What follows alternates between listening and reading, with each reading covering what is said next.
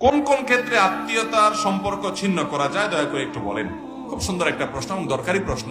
আত্মীয়তার সম্পর্ক ছিন্ন করা এটা কি সওয়াবের কাজ না গুনার কাজ? শুধু গুনাহের কাজ না, আত্মীয়তার সম্পর্ক ছিন্ন করা হারাম, জঘন্য হারাম। আর আত্মীয়তার সম্পর্ক রক্ষা করা ফরজ।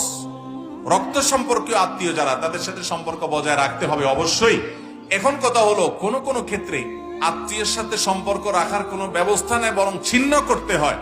তো সেটা কোন সময়গুলো? তার এক নম্বর হলো, ধরেন কখনো আপনার রক্ত সম্পর্কে আত্মীয় আপন ভাই উল্টাপাল্টা করতেছে, ভুল পথে আছে, আপনি তাকে যদি সংশোধন করেন, তাকে যদি নসিহত করার জন্য অভিমান করেন, সম্পর্ক ছিন্ন করলেন যে আমি এখন কথা বলবো না তোর সাথে, যা তোর সাথে আমার কোনো উঠা বসা নাই, আপনি সীমিত সময়ের জন্য আপনি তাকে অভিমান করে বয়কট করলেন, এটা স্থায়ী বর্জন না। উদ্দেশ্য তাকে একটু বোঝানো যে আমি কষ্টে আছি, তুমি যেন ফিরে আসো।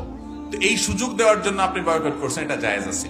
আবার যদি এমন হয় যে আত্মীয়ের সাথে সম্পর্ক রক্ষা করতে গেলে সে আমার ধ্বংস ডেকে আনবে, আমার ক্ষতি করবে, সে আসলে আমার কাছে ঘেঁষতে দিলে সে বিপদ করে, এর ইতিপূর্বে বিভিন্নভাবে প্রমাণিত, তাহলে এখন আত্মরক্ষার জন্য, তার ক্ষতি থেকে বাঁচার জন্য আপনি দূরত্ব বজায় রাখতে পারবেন। কিন্তু বাহির থেকে তার কল্যাণ কামনা করবেন, তার জন্য দোয়া করবেন, তার হেদায়েতের আশা করবেন এবং নিজে থেকে তার উপকার করার কোনো সুযোগ পাইলে সে চেষ্টা করবেন।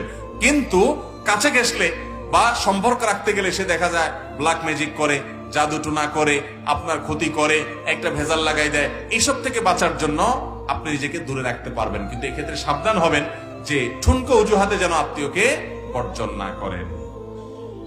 মসজিদে তাসবিহ রাখা এবং তাসবিহ দিয়ে জিকির করা এবং শরীয়ত, এটা শরীয়ত সম্মত কিনা? কেউ কেউ বলে এটা বিদআত, কোরআন হাদিসের আলোকে জানতে চাই। ভাই, এটাকে বিদআত বলাটাকে আমরা সঠিক মনে করি না।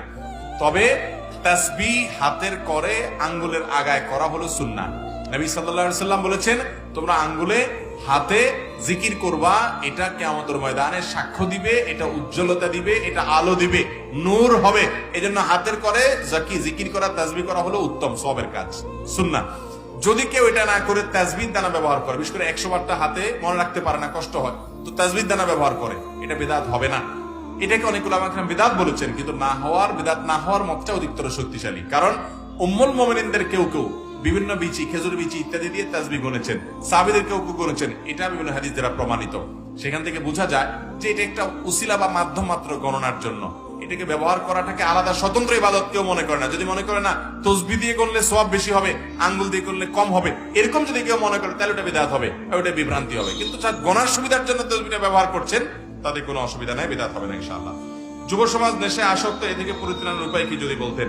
যুব সমাজ নেশায় আসক্ত, এটা থেকে বাঁচার জন্য মাদকের বিরুদ্ধে জিহাদ ঘোষণা করতে হবে। সেই ঘোষণা প্রশাসনকে করতে হবে, সর্বসাধারণকে করতে হবে, মাদক কারবারিদেরকে বয়কট সামাজিকভাবে সবাইকে করতে হবে।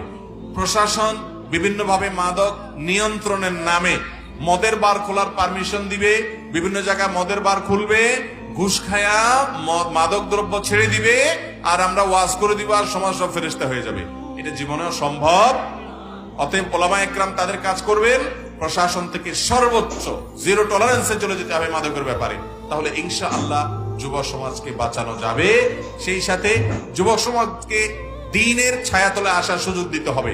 আজ পর্যন্ত একটা যুবক কেউ দেখাতে পারবে না যে সে দ্বীন চর্চা করে, 5 ওয়াক্ত নামাজ পড়ে, টাকের উপরে প্যান্ট পরে, মুখে দাড়ি রেখেছে, ফজর নামাজ জামাতের সাথে পড়ে, আল্লাহর ভয় অন্তরে আছে, আবার সে মাদক আসক্ত, এরকম একটাও পাবেন? তাহলে বোঝা গেল কিছু একটা নিয়ে যুবকদের বেঁচে থাকতে হবে দুনিয়াতে। তাকে যখন আপনি আল্লাহর সাথে পরিচয় না করাবেন, তখন সে শয়তানের সাথে থাকবে। এজন্য মাদক মুক্ত সমাজ গড়বার জন্য যুবকদেরকে ইসলামের দিকে আনার আহ্বান করার কোন বিকল্প পথ খোলা। অনেক ধনীর আদরের দুলাল, তারা ধ্বংস হয়ে গেছে মাদকের ছোবলে। অতএব একদিক থেকে এটাকে কঠোরভাবে নিয়ন্ত্রণ নির্মূল করতে হবে, আর অপর দিক থেকে উলামায়ে কেরাম যুবকদেরকে দ্বীনের পথে আনবেন, সেটাকে সহযোগিতার সাথে দেখতে হবে।